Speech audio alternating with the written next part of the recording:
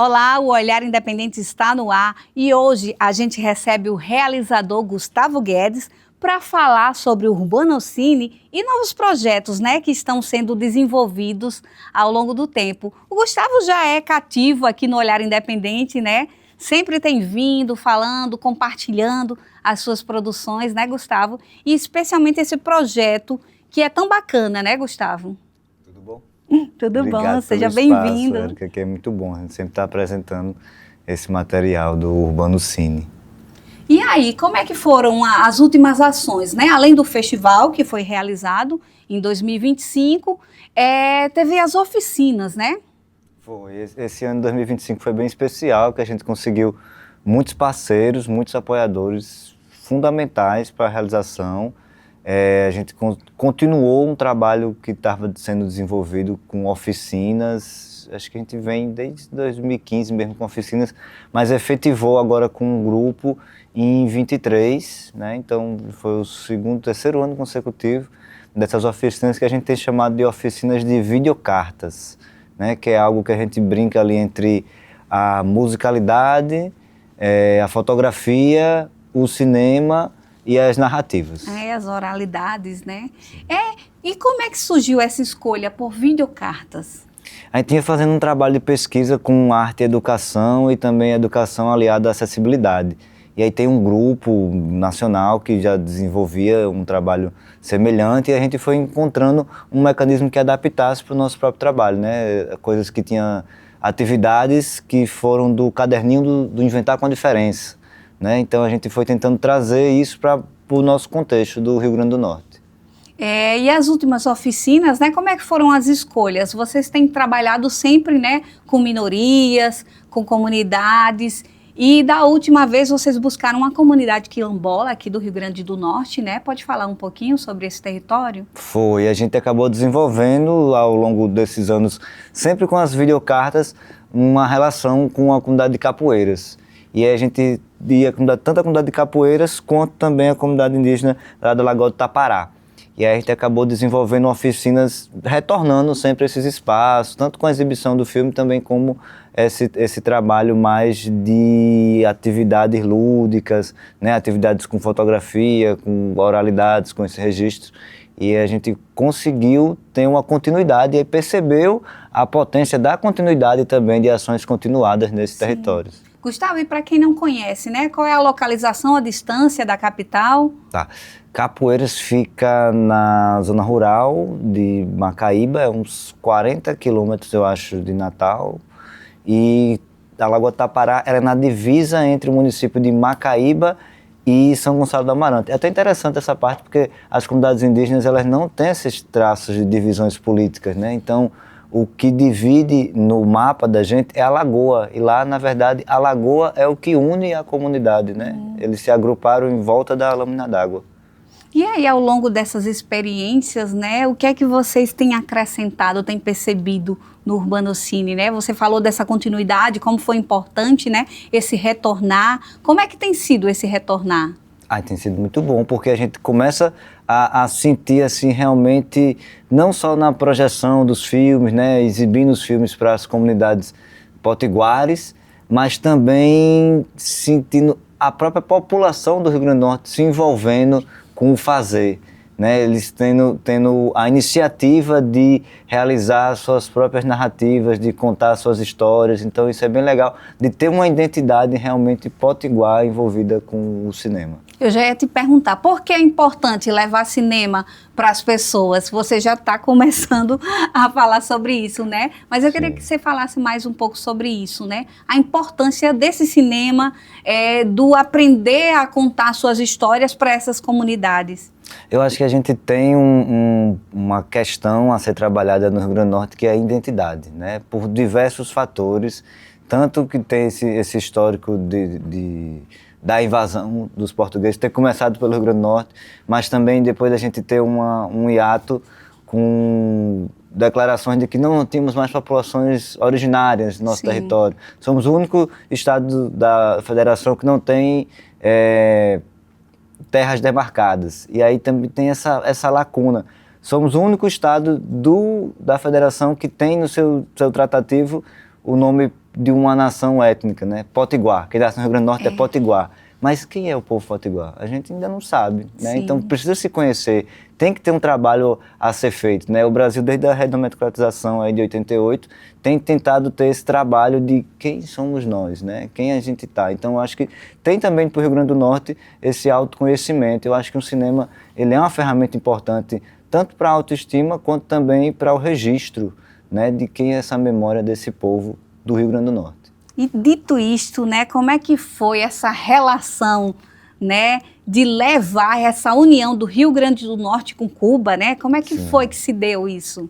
Eu acho que a constituição desses dois territórios passa para esse lugar de colonização, né? Também teve Cuba não tem povos originários, né? Ela era uma ilha no Caribe que servia para tráfico de pessoas escravizadas. E aí também a gente tem esse contexto no Brasil também. Então a gente tentou fazer uma correlação na identidade latino-americana, né? Nessa identidade que a gente pudesse ter uma unidade. Os problemas são muito parecidos porque são histórias muito parecidas. Tentar fazer uma troca de cartas, né? O cinema cubano é um cinema muito forte, as artes como um todo lá é muito forte, então a gente buscou ter essa correlação para poder ter não só um comparativo geográfico, mas também identitário do que esses povos têm em comum. E foi daí que surgiu, né, a Narrativas Transatlânticas. Como é que foi todo esse processo? Sim, a gente já vinha na construção, porque tinha o Urbano Cine, um projeto que desenvolve desde 2013, e aí sempre foi caminhando essa parte das oficinas, aí começamos vamos fazer oficinas de narrativas, e aí foi se desenvolvendo. E acabou que tinha um contato legal com o pessoal, os estudantes da ICTV, né, da Sim. Escola Internacional de Cinema, lá em Cuba, e aí tentamos fazer essa ponte de conexões com o pessoal de lá. Então vamos fazer narrativas transatlânticas, né? Que a gente passe pelo mar do Atlântico e saber se as coisas que acontecem aqui são parecidas com as coisas que acontecem lá. Pois é, então agora vamos ver, né, uma produção e depois a gente continua esse bate-papo, mas vamos ver agora o videocarta, né, Narrativas Transatlânticas. Você já mandou uma carta para alguém?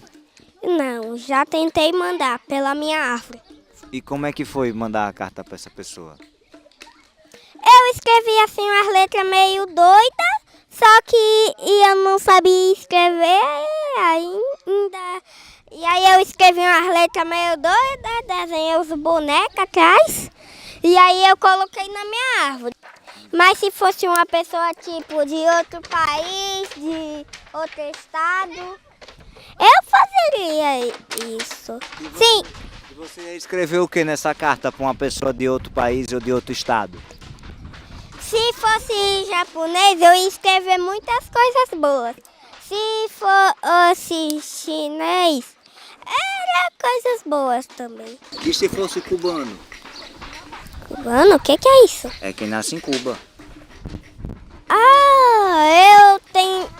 Eu tenho a mulher que cuida de mim, a mãe dela tá grávida e aí ela tá naqueles bichos lá, incubadora. Pode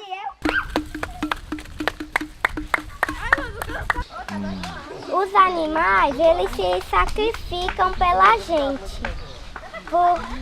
Só que eles nunca aqui iriam ser mortos para virar comida. E aí por isso que eu agradeço a eles, não que eu como essas carne por causa disso.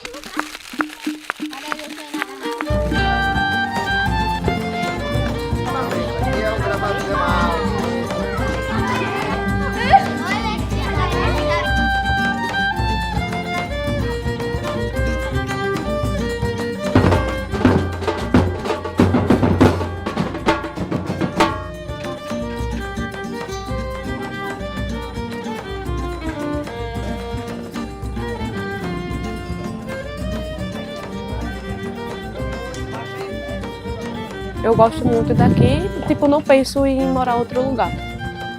Porque aqui é uma comunidade que tem várias artes, várias coisas assim que eu acho que em outras comunidades que eu já fui não tem.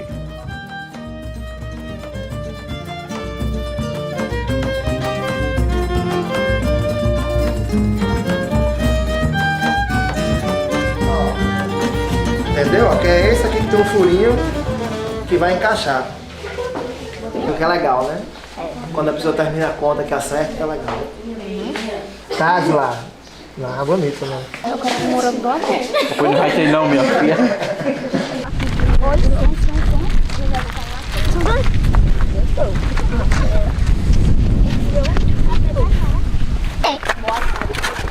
Boa tarde. Oi. Vamos voltar.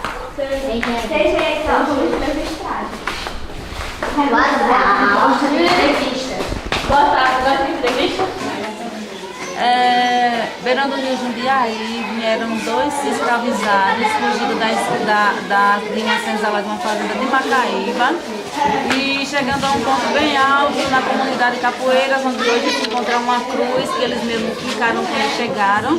Eles estabeleceram suas moradas por lá e assim mais ou menos começou a comunidade de Capoeiras. Através de mais 2 famílias vindas de outras cidades vizinhas e começaram a povoar essa comunidade e é por isso que até hoje a gente, vocês, estamos por aqui. Certo. Resumido? E a sua, pelo período daqui de Capoeiras?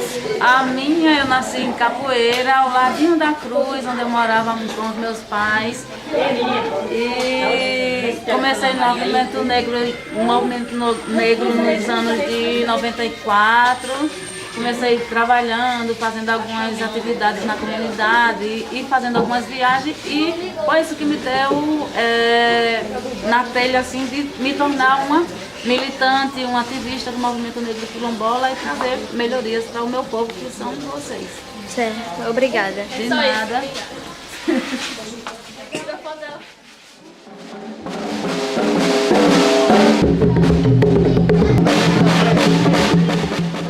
Eu digo a toda e qualquer pessoa que a comunidade de Capoeira é uma das melhores comunidades para se morar. Eu jamais deixaria Capoeiras para morar em lugar nenhum.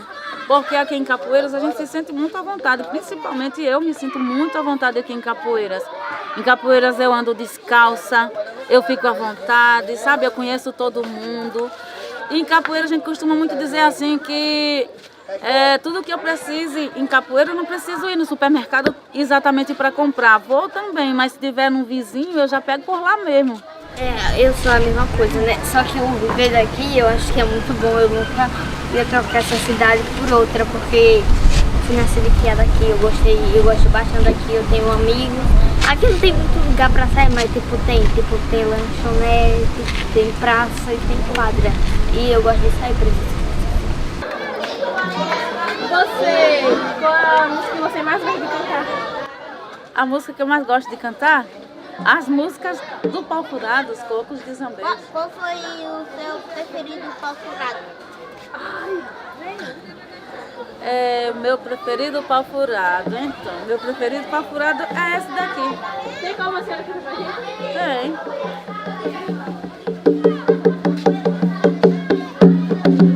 Mandaram eu cantar, mas eu vou bater, né?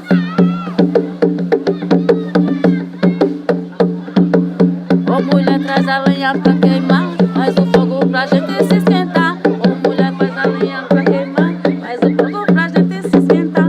Ô mulher, traz a lenha pra queimar, faz o fogo pra gente se esquentar. Ô traz a lenha, mulher, traz a lenha, ô traz a lenha. Mulher, traz a lenha, ô traz a lenha. Mulher, traz a lenha, ô traz a lenha. Mulher, traz a lenha. E a gente, pra entender como capturar essa... Agora mesmo, se desligar essa luz aqui, acabou, ninguém vê mais ninguém.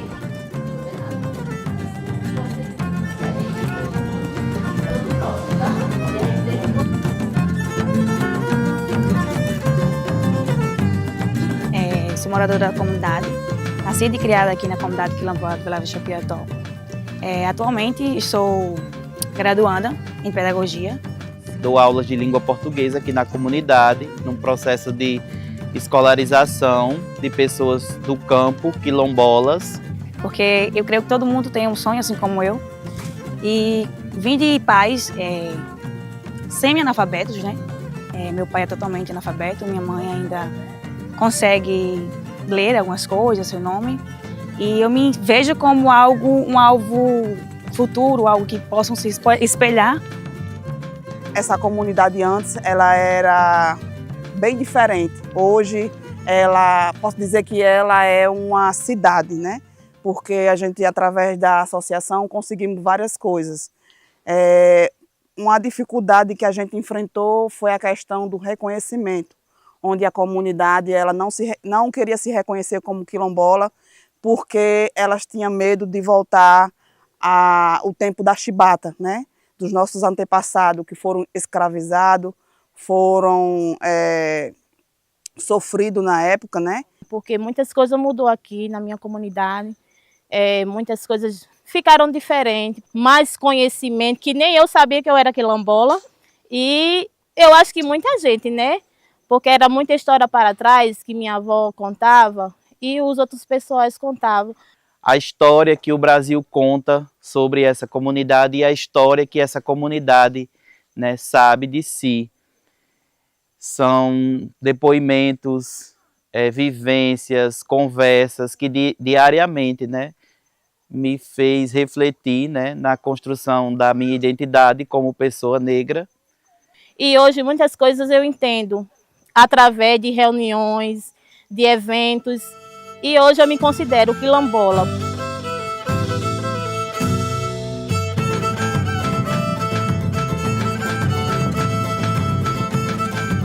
Conhecimento, ele é tudo. Hoje eu estudo o ensino médio na escola do projeto EJA, né? E eu estou refletindo muito a questão do conhecimento. Para a gente garantir os direitos da gente, da gente ter os direitos dos quilombos, né? Das mulheres e de todos que moram aqui na comunidade. Eu já defendo a comunidade com garra, determinação. Eu vou defender ela ainda mais com unhas e dentes.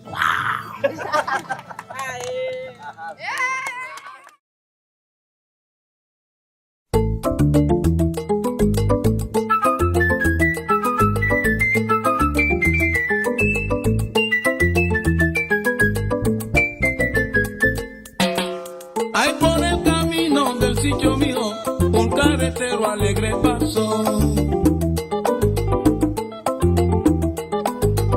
En tu tonada, que es mi guaira, que es mi sentida alegre canto. Me voy a la trovador, pam, pam, a descargar la careta, pam, pam. Me voy a la trovador, pam, pam, a descargar la careta, pam, pam, para llegar a la meta, pam, pam. Yo vivo. Vivo en San Antonio de los Baños. Tengo 14 años y estoy en noveno. Me gusta jugar fútbol algunas veces con mis amigos. Estudio en una pequeña escuela de mi pueblo. Me gusta dibujar y también los videojuegos. Vivo con mi mamá, con mi tía y hermanos. Mi escuela es pequeña, pero hay muchos estudiantes y tengo amigos. Me gusta estudiar sobre informática, es mi asignatura preferida. Michael Daniel Delgado Reyes. Vivo en un pueblo pequeño, pero demasiado lindo. Por la naturaleza, pero sabe. Sobre todo sus hechos históricos.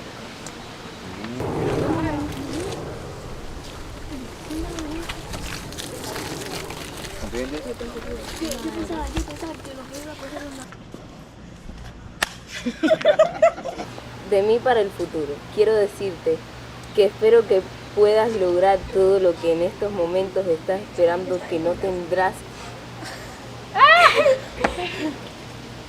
tendrás tanto aquí como en otros lugares de la vida. La vida es dura, pero hay que seguir adelante.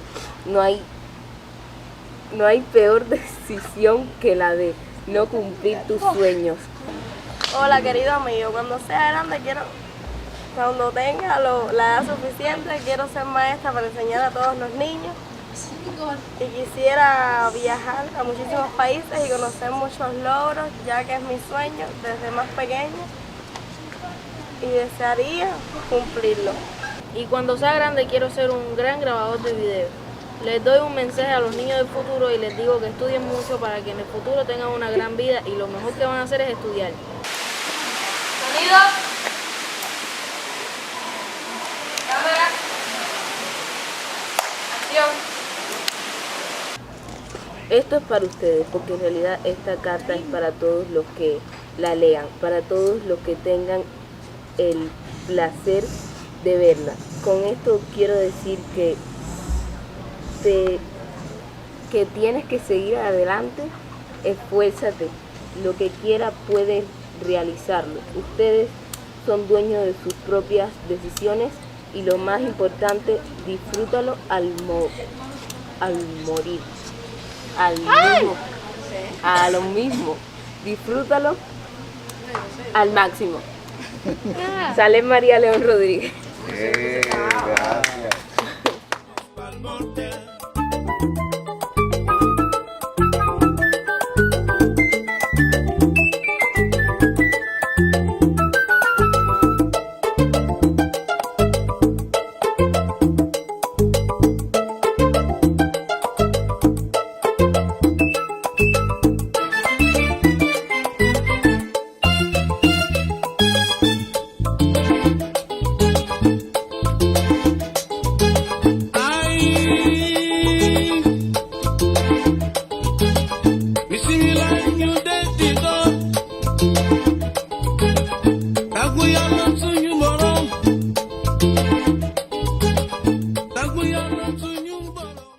É isso aí, né? Videocarta com crianças, né? Que coisa bacana, Gustavo. E como é que foi esse encontro com essas crianças, né? Você começa assim divinamente esse vídeo, né? Com as narrativas, as perguntas e as respostas e o imaginário infantil, né? Como é que foi essa construção? Eu gosto de trabalhar com crianças, sabe? Eu acho que esse lugar também das artes, do cinema, da arte e educação, é um bom lugar para estar dentro da escola, principalmente a escola pública. E aí a gente tem uma espontaneidade muito grande na parte infantil. E eles vão entregando as coisas, as percepções deles, né? Os entendimentos dele. E aí tá aí. Tá pois é, registrado. coisa linda. E vocês têm que ter a sensibilidade, né? De perceber, de dar voz para eles. Sorte que você estava com o microfone ligado e ouvindo, né, aquelas histórias e daí você foi provocando. Mas é isso, né? Tem que estar preparado também e tem que ter a sensibilidade para captar tudo isso, né? Também, e assim como a gente já vê em ações continuadas nesse território, já eles vão se adaptando, já não é mais tão uma novidade, eles já gostam, então eles se envolvem, e é legal. E aí parte também do grupo do Urbano Cine, que a gente tem se unificado também como um grupo, tem criado uma intimidade melhor e aí tem fluído melhor esse tipo de registro, né, das videocartas. Então, Gustavo, e após, né, essa nova etapa, né, essa conexão muito bacana que vocês fizeram, né, como é que estão as perspectivas para o projeto?